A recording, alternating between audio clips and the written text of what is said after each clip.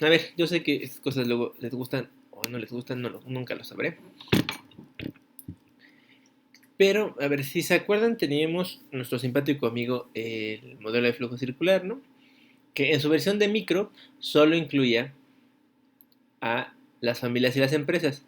Si se dan cuenta, aquí tenemos dos nuevos elementos. Uno, el mercado de capitales y otro, el gobierno. Ok, Anilo. Em, por un lado, ¿no? Digamos que lo que habíamos visto en el modelo anterior se puede resumir en Q, que es el ingreso de las familias que se obtiene por la renta, el trabajo, por la renta, los salarios y los beneficios, ¿no? A eso es Q, lo que va por arriba eh, del esquema. Y luego la C, el consumo, es lo que las familias se gastaban, como lo que decíamos, ¿no? El gasto de las familias es S, bueno, es C más bien, ¿no? C de casa. Eh, y digamos, eso sería el modelo de flujo circular, ahí hubiéramos terminado ya la clase y ya nos hubiéramos ido. Pero resulta que en macroeconomía aparecen una serie de elementos nuevos, ¿no? Entre los que destacan, por un lado, que las familias no solo reciben ingresos, o sea, en forma de la renta, el salario, los beneficios de las empresas, sino reciben F, que son transferencias de los gobiernos. De lo que decíamos hace rato, ¿no? ¿Qué son las becas de gobierno? ¿Qué son las becas? Bueno, son eso, ¿no? Pero no solo las becas, piensen en todas las transferencias gubernamentales que recibimos. Las más bien siempre son esas, pero no me acuerdo si les dije a ustedes, pero el subsidio de luz, por el cual no pagamos toda la luz que tendríamos que pagar, es una de esas transferencias gubernamentales, ¿no? Otro tipo de transferencias que no son monetarias, pero vaya que son una transferencia, es el hecho de que podamos mandar a nuestros niños a la escuela, ¿no? A la escuela pública y no, o sea, no paguemos directamente o sea, pagamos por ella de otra manera, pero no directamente. Es una transferencia. Eh, claro, ahí las beneficiadas son las familias, ¿no? Porque gracias a que hay estas cosas, ¿no? Las familias pueden hacer después otras. Eh, Las transferencias tienen también, Jessica, los préstamos que da. ¿Se acuerdan que ahora por el COVID el gobierno anunció una serie de créditos para la gente que eran créditos por 25,000 pesos, ¿no? Además, créditos a cero interés, ¿no? O sea, la única, el único asunto es que tienes que regresar la lana en algún punto. Sí, em, lo son, ¿no? Porque además se ofrecen en condiciones que no son las condiciones del mercado, son solo las condiciones del gobierno, como estos créditos que dio la Secretaría de Economía. Empezaron para los eh, creo que para las madres de familia y luego lo extendieron a los microempresarios y al final creo que hasta, por ejemplo, a la palabra, justo ese anhelo, ¿no? Los créditos a la palabra, que acabaron dándolos creo que hasta, pues gente que, por ejemplo, que le padeció con el empleo, o sea, por ejemplo, meseros que, exacto, los apoyos al desempleo también funcionan. Incluso parte de nuestro eh, ahorro para el retiro es una transferencia, porque los trabajadores ponemos una parte al Afore, otra parte ponen las empresas y una tercera parte la ponen los gobiernos. Entonces son transferencias. Bueno, a ver, las transferencias tienen un propósito y el propósito de las transferencias gubernamentales es eh, reducir en la medida de lo posible los desequilibrios, no de los mercados, ¿no? Sino las desigualdades entre las personas. Porque claro, el que haya acceso a educación desde el nivel preescolar hasta el nivel universitario le puede hacer la diferencia a muchas personas, ¿no? Hay muchos, pueden usted leer biografías, ¿no? De personas que construyeron sus negocios, ¿no? Y lo pudieron hacer porque pudieron ir a la universidad, ¿no? Y eso no es cosa menor, ¿no? También de políticos que, ¿no? A lo mejor no venían de familias acaudaladas y pues lo hicieron en la política. Lo que pasa es que eso luego no sabe uno qué tanto es por su trabajo y qué tanto es por las malas mañas. Pero, bueno, o sea, la universidad es un cambio, eso es cierto, pero para llegar a la universidad se necesita una escala, ¿no? No llegas a la universidad el primer día, más bien pues hay que pasar por el preescolar, la primaria, la secundaria, la preparatoria y luego la universidad, es un camino, ¿no? No siempre les funciona, yo sé, pero al menos hace una diferencia, ¿no? Otro es uno que se ha peleado muchísimo,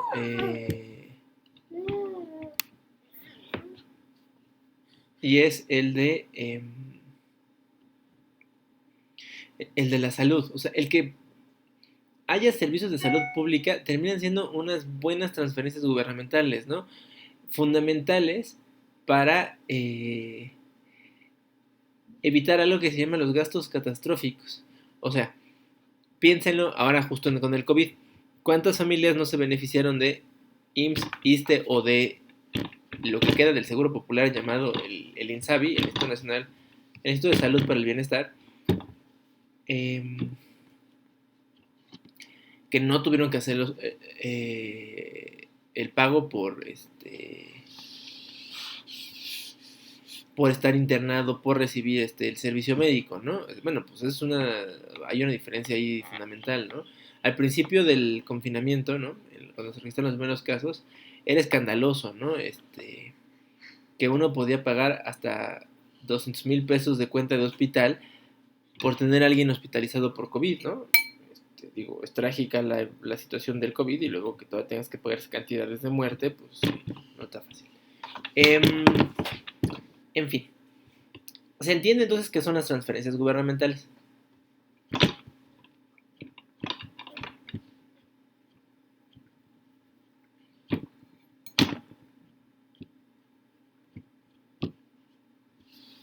Supongo que ese largo silencio es un sí, espero. Bueno, ahora, las familias, no, fíjense, no solo se hacen las cuentas, ¿no? Ahí, en este esquema, las familias están recibiendo 1,100,000, pensemos que son pesos, a veces es un ejemplo simplificado, claro, ¿no? 1,100,000 pesos en ingresos, ¿no? Que ya dijimos de qué son, que de hecho deben ser rentas, pero bueno, van a tener que modificar este esquema. Otro, y 50,000 en transferencias de gobierno. Y luego, ¿en qué utilizan esos recursos las familias? Bueno, el grueso, 750,000, se va en consumo a las empresas, ¿no? Bienes y servicios que le compran a las empresas.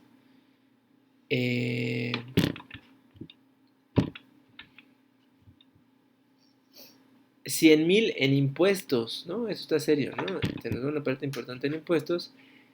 Y 300,000 en SAS, de hecho es de ahorros, que se convierten en inversión privada que nutre el mercado de capitales.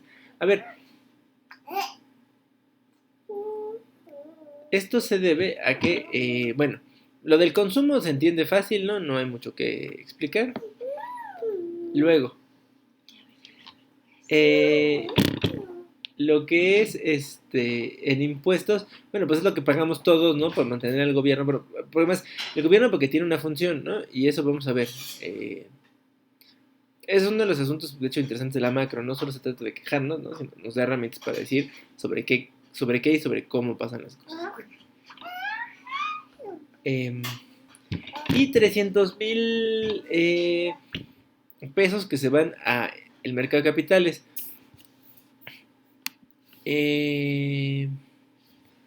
Claro, ¿no? Dice, a nivel de consumo son necesidades básicas. Bueno, necesidades en general, ¿eh? No solo las básicas. Digo, cuando compran un PlayStation, pues no es necesidad básica, pero es una necesidad, ¿no? Y, cabe ahí, ¿no? En el consumo. Ahora, sobre el asunto de los ahorros y la inversión privada. En realidad es que para la economía, ahorro e inversión son dos caras de la misma moneda. O sea, no son iguales, pero son parte de lo mismo. Porque las inversiones solo son posibles cuando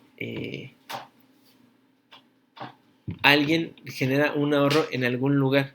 O sea, en el sentido más simple, un empresario, ¿no? El más chiquito, ¿no? La señora que tiene, otra vez, ¿no? Su cocina económica, puede hacer una inversión, hasta de cuenta, para comprar una parrilla nueva, siempre que pueda hacer un ahorro, ¿no? O sea, es decir, de sus ingresos pueda reservar una parte y luego utilizarlos en otra cosa. Eso es una inversión. A nivel micro, a nivel macro, una inversión es cuando las familias pueden reducir su consumo y destinarlo a otra cosa. Aquí en este ejemplo, por ejemplo, qué horrible sonó eso. Aquí en este ejemplo,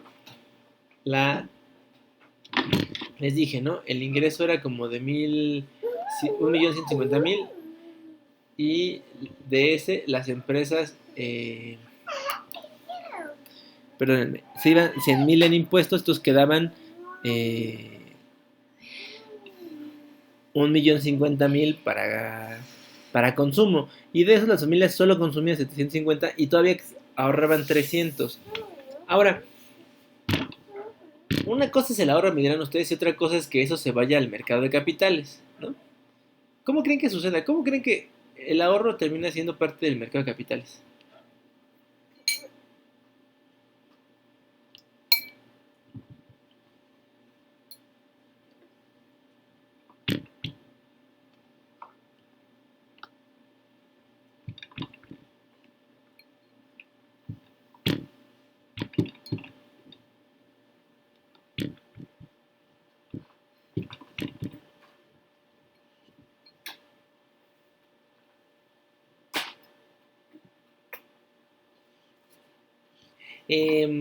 No, porque justo antes de gastarse.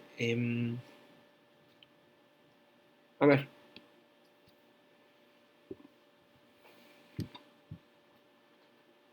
¿se acuerdan que les dije, no? Que había todo un propósito, cuando les hablamos del dinero, había todo un propósito del Banco de México por reducir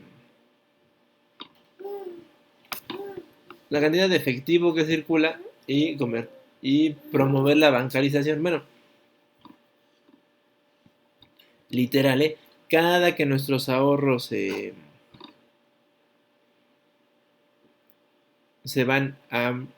pasan por el banco en realidad, o sea, el- los bancos hacen dinero cuando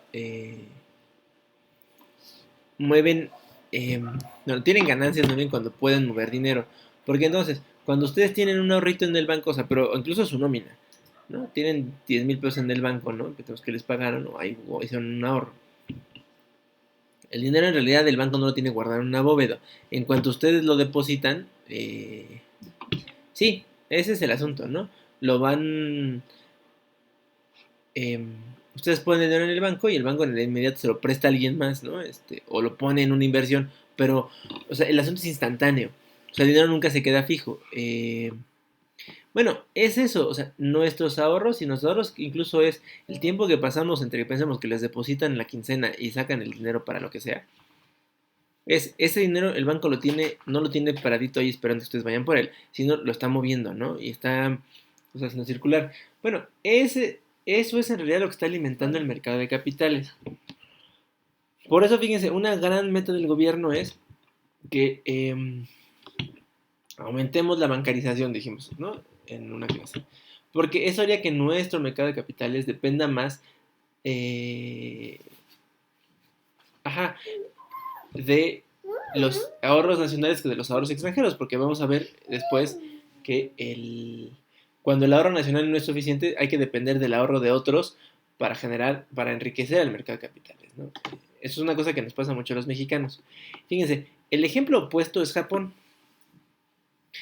Los japoneses tienen una cultura del ahorro muy interesante, ¿no? Y además no tienen ellos, o sea, ellos no tienen ningún tramo existencial con los bancos, entonces ponen su dinero en el banco y confían en el banco, ¿no? En los bancos general japoneses, ¿no?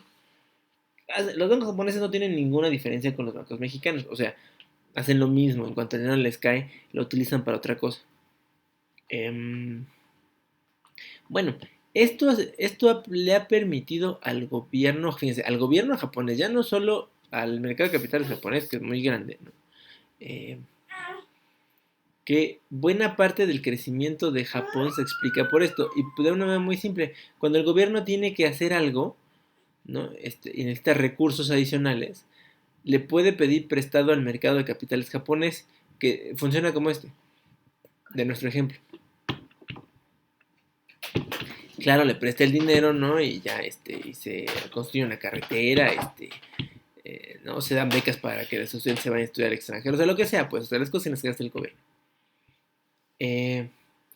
Y a cambio, eh, el gobierno japonés, pues es que es muy cumplidor en sus pagos, le paga a sus bancos que están financiados primordialmente por ahorro nacional, ¿no? Entonces, al final del día, el gobierno japonés le paga a sus ciudadanos por construir, fíjense, le paga a sus ciudadanos por construir servicios públicos, ¿no?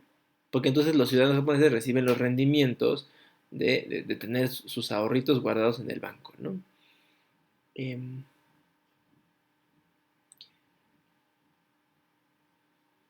a tal nivel que el gobierno japonés es una cosa así monstruosamente endeudada que el gobierno japonés, el tamaño de la deuda del gobierno japonés es dos veces la... Es del 200, bueno, o sea, la deuda japonés, del gobierno japonés, la deuda pública, es 200, es del 200% del PIB, o sea, el gobierno japonés debe dos veces la economía de Japón. Y va pagando, ¿eh? No crean que no lo hace, va pagando, claro, hay cosas que tiene a pagar a 50, a 80 años, pero lo va a hacer en algún momento, ¿no? La ventaja es que los rendimientos pues van a los ciudadanos al final del día, o sea, en dos maneras, ¿no? Tanto pues, la carretera que se construyó, la beca que se otorgó, el Godzilla que se contuvo, si incluso lo quieren ver así, eh, contra, bueno, ese es uno, y luego, pues cuando en el banco, ¿no? El japonés promedio, pues ve un rendimiento en su cuenta, ¿no?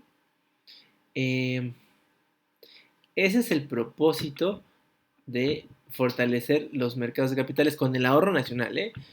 Porque cuando dependes de la inversión extranjera porque el ahorro nacional es muy pobre, en realidad lo que estás haciendo es más bien dándole ahora sí a ganar a los ahorradores de otros países, porque para que haya inversión extranjera, pues quiere decir que en otro país alguien se ahorró el consumo, ¿no? Nacional y lo transformó eh, en, ¿no? En enriquecer su mercado de capitales a tal grado que pudieron invertir no solo en el país, sino en otros países. Acá la verdad es que lo seguimos intentando, pero es que también la mala información y sobre todo los sesgos eh, no ayudan. Por ejemplo, a ver si se acordarán de esto.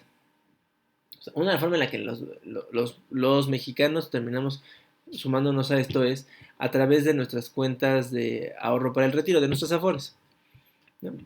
Porque pues lo que buscan las afores es que con nuestro dinero ahorrado invertir en diferentes instrumentos, ¿no? Para darnos más ganancias y al final sea un beneficio para nosotros. Nosotros los ahorradores, o sea, los trabajadores que tenemos nuestro afore, pues así nos beneficiamos. Bueno, en el sexenio anterior, ¿no? Las afores, que además son independientes, es decir, las afores toman sus decisiones de inversión por su cuenta, encontraron que era muy atractivo invertir en algunas obras públicas. Una en especial en la que decidieron invertir las afores fue en el aeropuerto de Texcoco, ¿no? Y claro, fueron a invertir así, ¿no? O sea, en su papel, o sea, las afores como eh, empresas del sector financiero eh, que esperan una ganancia y tenían una ganancia programada, o sea, bien. Luego, ¿no? El entonces candidato, ahora presidente, ¿no? Salió a decir que se estaban robando el dinero de las Afores. Y la gente, la verdad es que, sin saber qué hacen las Afores, fueron a decir que era cierto, que además, ¿no? Los argumentos más banales, ¿no?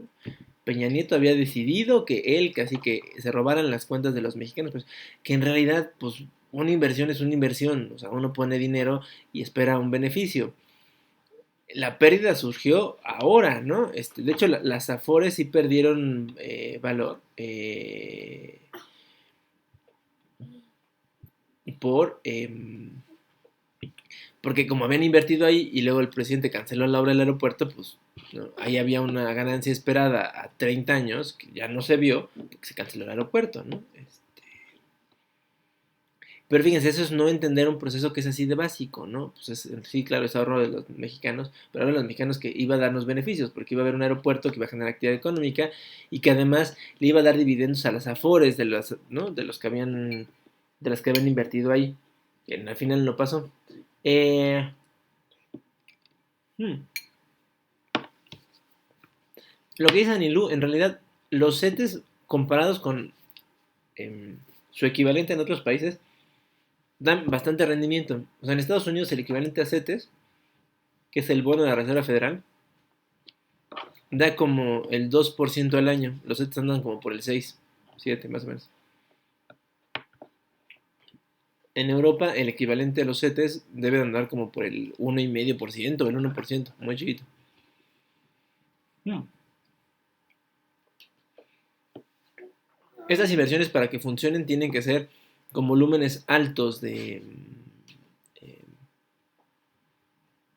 ¿no? O sea, claro, pongo a invertir 1,000 pesos, dices bien tú, ¿no?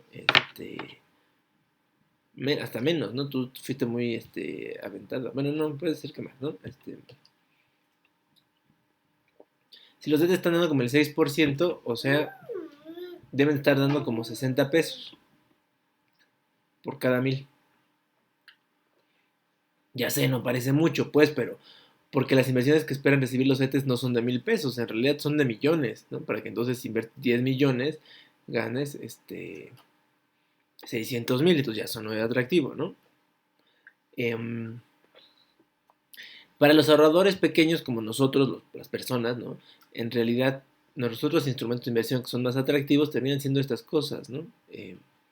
Nuestras afores que poca gente comprende que sus afores es su propia inversión, ¿no?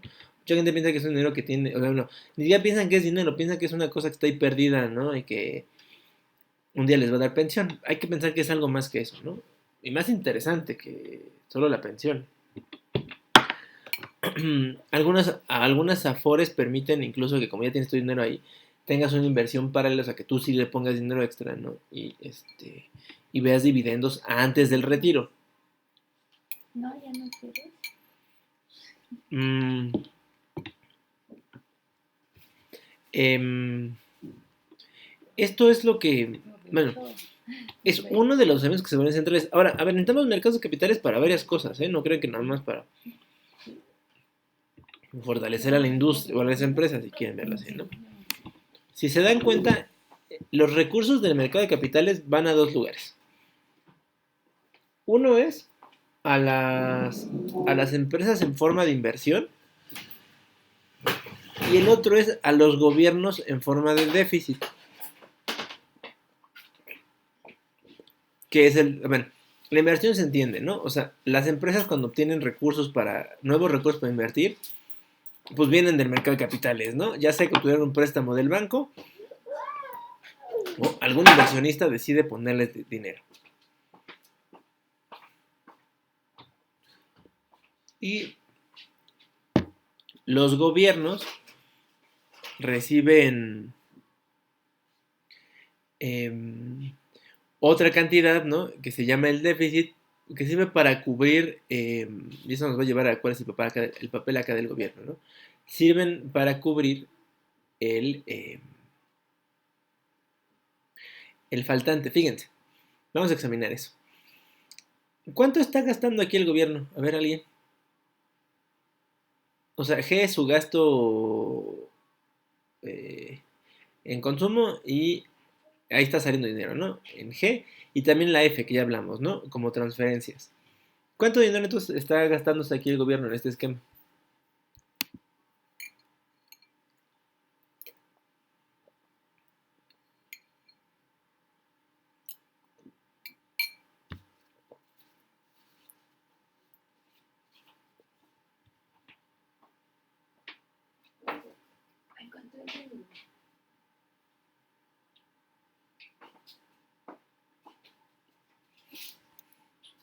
Sumemos, a ver, 100,000 de G, que son compras de gobierno, y 50,000 de F, que son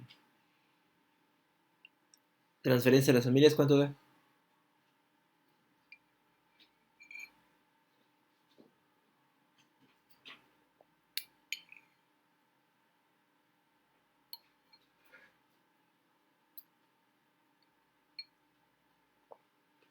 150, muy bien. Ahora, ¿cuánto está recibiendo este gobierno por impuestos?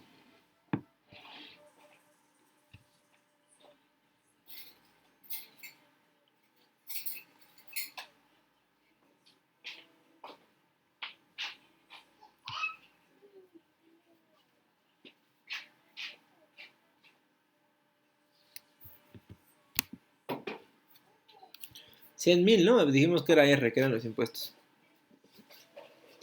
Fíjense, 100,000, recibe 100,000 en impuestos y se puede gastar 150,000, pues ¿de dónde vienen los 50,000 extras? O cómo le hacen, ¿no? Que nos expliquen cómo le hacen para gastar de más.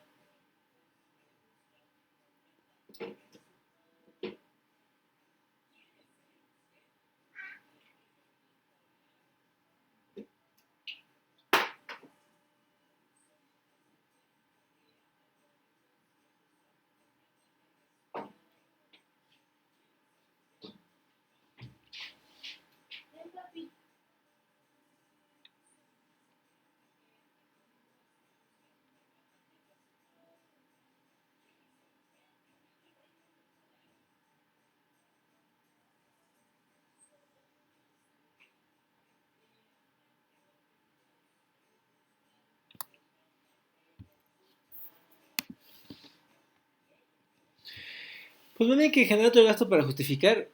No, porque pues en realidad están gastando y gastando, a mí no sale el dinero, porque pues, o sea, es decir, gastar es muy fácil, o sea, piensan ustedes qué fácil es gastar, ahora piensen que lo difícil que es ganarse el dinero para gastar. O sea, incluso piensen en una tarjeta de crédito, ustedes ponen una tarjeta de crédito, pues eso no es un, o sea, y tener la percepción de que tienen dinero, ¿no? Bueno, solo tienen una deuda, entonces tienen una tarjeta con 10,000 pesos y se los gastan, bueno, pues, o sea, están pasando un poco lo que el gobierno, ¿no? Están gastando, pero en algún momento tienen que pagar eso, ¿no? Si no, lo van a deber. Ahora, el gobierno lo que hace, ¿no? Eso, el déficit público, que son esos 50,000 que están ahí, hacen esto. Terminan poniendo o sea, termina obteniendo el gobierno préstamos, ¿no? Justo del mercado de capitales para hacer frente a eso extra que no se puede hacer con impuestos. O sea, adelante tengo las cifras, pues, ¿no? ¿Cómo andamos? Este, y se sorprendería, ¿no? O sea, que en realidad el déficit, sí es o sea, sí está puesto en números grandes, pues, ¿no?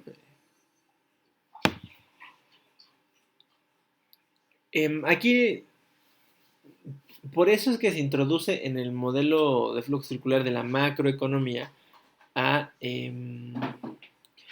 tanto al Estado como a los mercados de capitales. Porque el Estado y los mercados de capitales, a ver, aquí el Estado tiene una función, ¿no? Eh, Fortalecer a las familias, ¿no? Incrementando sus ingresos a través de transferencias para reducir desigualdades. Y a las empresas, ¿no? Porque esa es la otra cosa, el gasto de gobierno lo que hace es que incentiva el consumo, ¿no? Porque entonces las empresas tienen un extra ahí porque el gobierno está gastando y es lo mismo si gasta en papelería, ¿no? En imprimir libros, en hacer eventos, porque pues, claro, no los paga el gobierno, bueno, o sea, los paga el gobierno, pero son empresas las que reciben los beneficios, ¿no? Eh, y eso genera empleos, bueno, y ahora es una cadena, ¿no? Eh, en ese punto es que los gobiernos tienen una función en la economía, se dan cuenta, más allá de regulación, porque de hecho la regulación que pueden hacer en muchos casos termina siendo regulación, vamos a decirlo así,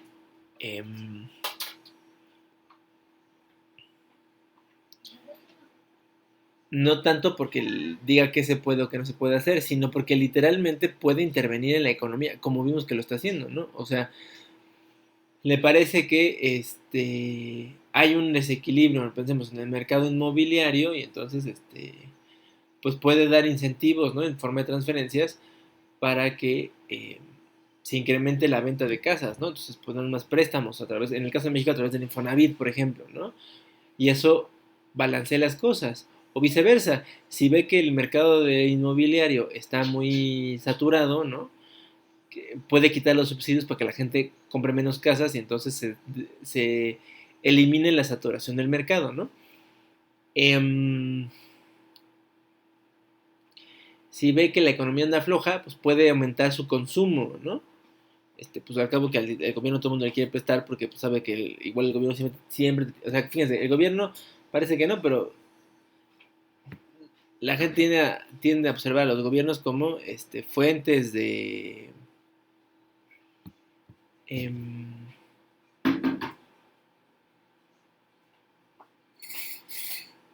fuentes de recursos, pues porque aunque le prestes, pues en algún momento te tiene que pasar. Los gobiernos nunca dejan de pagar, terminan pagando siempre, ¿no? Entonces es una buena inversión prestarle al gobierno. Ya sea porque tú eres, por ejemplo, hay muchas empresas que trabajan con el gobierno y aunque el gobierno no les paga de inmediato, saben que es un ingreso seguro, aunque les paguen a lo largo del año. Pero mejor un cliente como el gobierno que te esté comprando, aunque tarde en pagarte, que a lo mejor con un particular que no sabes cuándo va a volver a pagarte, no cuándo te va a volver a comprar.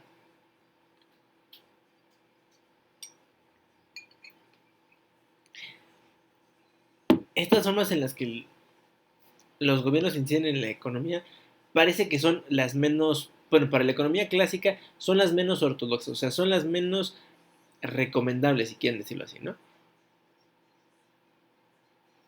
Pero terminan siendo las más efectivas. Es mucho más efectivo para el Estado gastar o dejar de gastar que poner leyes nuevas, porque las leyes nuevas de acá que se cumplen y que la gente hace caso y así, ¿no? A reducir las compras, bueno, pues eso sí pega, ¿no? Ahora con el COVID lo vimos.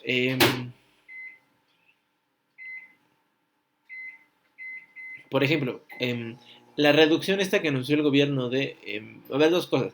Donde hizo falta, se hicieron compras gubernamentales. O sea, cuando hubo escasez de cubrebocas y gel antibacterial, el gobierno tuvo que hacer compras gubernamentales importantes para empezar a surtir. Y no es que el gobierno te lo regalara. Es que el gobierno comenzó a hacer esas compras para el sector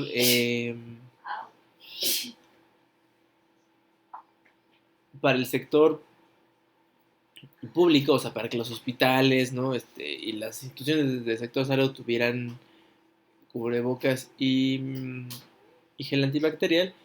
Y luego, entonces para que entonces las que se producen en el país se destinaran para el consumo, ¿no? De los ciudadanos. Esa es una forma, digamos, positiva. Y luego una forma negativa, para incentivar que la gente se quedara en su casa, fíjense, o sea, y al final del día hacer el frenón económico que no querían hacer, lo terminaron haciendo cuando el presidente dice en mayo que en lo que resta del año el gobierno va a reducir 80% su gasto corriente. O sea, su gasto corriente básicamente es la papelería, los insumos de oficina, los gastos de alimentos que pueda haber.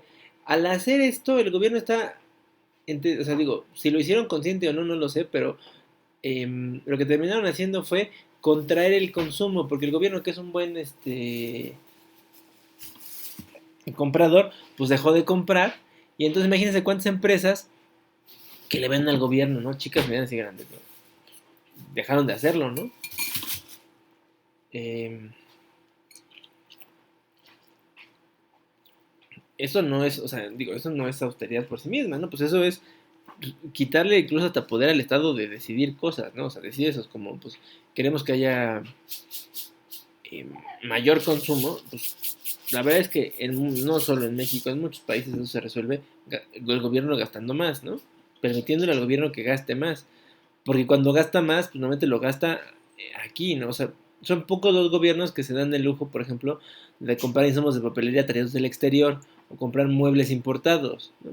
Probablemente cuando los gobiernos compran muebles, pues compran muebles a los fabricantes de muebles nacionales. Cuando compran papelería, se la compran a los distribuidores de papelería nacional.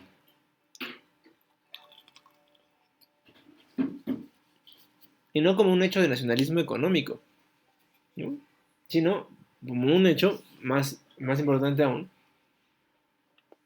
de costos, porque es más barato, ¿no? Imagínate, pongas a importar kilos y toneladas de papel para el gobierno, pues no, mejor compras la nacional, ¿no? Em, si el mercado de capitales, si los gobiernos tienen un rol que desempeñar aquí, no fundamental, los mercados de capitales en realidad, si se dan cuenta, aparecen solo como instrumentos de apoyo para las empresas y para los gobiernos para hacerse de recursos.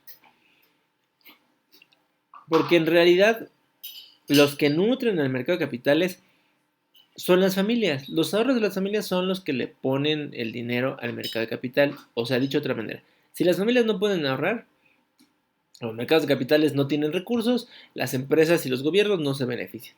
Esa es una ecuación así simple que cuesta mucho trabajo que la gente entienda. De repente la gente piensa que el mercado de capitales son, ¿no?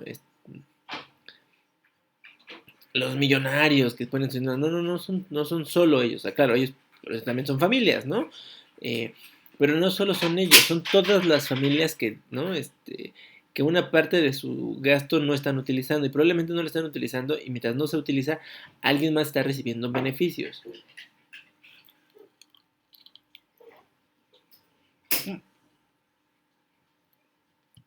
Por eso es importante estimular el ahorro, no solo el ahorro, entender que los ahorros se vuelven inversiones y que si no lo entendemos así, entonces, bueno, pues alguien más se beneficia de nuestro propio dinero, que es el fruto de lo que trabajamos, ¿no? En general. Bueno, a ver, en general, ¿dudas del modelo? Da beso. Sí, da beso.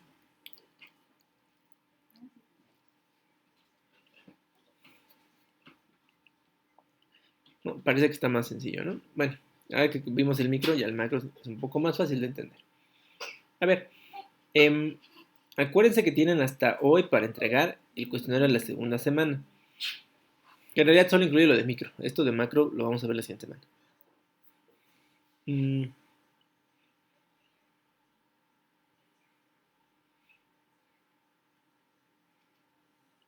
para el cuestionario de la siguiente semana van a tener hasta el jueves. Entonces yo creo que lo voy a poner en... O sea, voy a subir el contenido en vez de lunes. Voy a dejar que esté listo desde el fin de semana. O sea, tanto la presentación de esta de macro, ¿no? Un otro tema que vamos a ver ahí adicional. Y las preguntas, para que si quieren empezar a hacerlo, y le pueden entregar el jueves a más tardar. Y el viernes vamos a hacer un examen sencillo en términos de... Van a ser preguntas como las que hemos visto en los cuestionarios, o sea, no tanto de memorizar si quieren, sino más bien de explicar cosas, ¿no? O sea, lo digo para ustedes, por supuesto, que están aquí en clase, lo digo también para los que nos ven después en las grabaciones. Entonces voy a poner un aviso en Classroom para que sepan que el examen es el viernes. Ojo, los que están tomando clase en el horario que no era, les pediría, porque como la entrada del examen va a estar asociado a su grupo de Classroom, que hagan un esfuerzo para conectarse el viernes próximo, o sea, la otra semana, a la hora que les toca, para que puedan hacer el examen cuando les toca. De otro modo va a estar más complicado. Entonces, nada más para que lo tengan ahí en mente. Eh, y tengan calificación, por supuesto, ¿no? Bueno, el 12, sí, justo el 12. Que en el caso de los que toman clase de 8 a 11, pues tendrán esas 3 horas para resolverlo. Digo, no les va a tomar tanto tiempo. Pero en ese lapso tienen que resolverlo. Y los que están de 12 a 3, pues tendrán que resolverlo de 12 a 3. Entonces, no ahí organícense. Bueno, ¿alguna otra pregunta, queja, aclaración, sugerencia, comentario?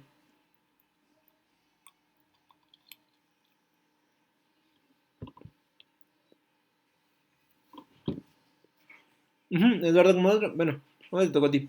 Como la otra vez, acceden a Classroom con su cuenta. Y ahí está la liga del examen y los va a mandar a hacer el examen. Lo que pasa es que cuando lo hacen así, el examen se asocia directamente a su registro en Classroom y les da la calificación. De otra manera está más enredado. Bueno, no hay ninguna otra duda. Nos vemos el lunes. Cuídense.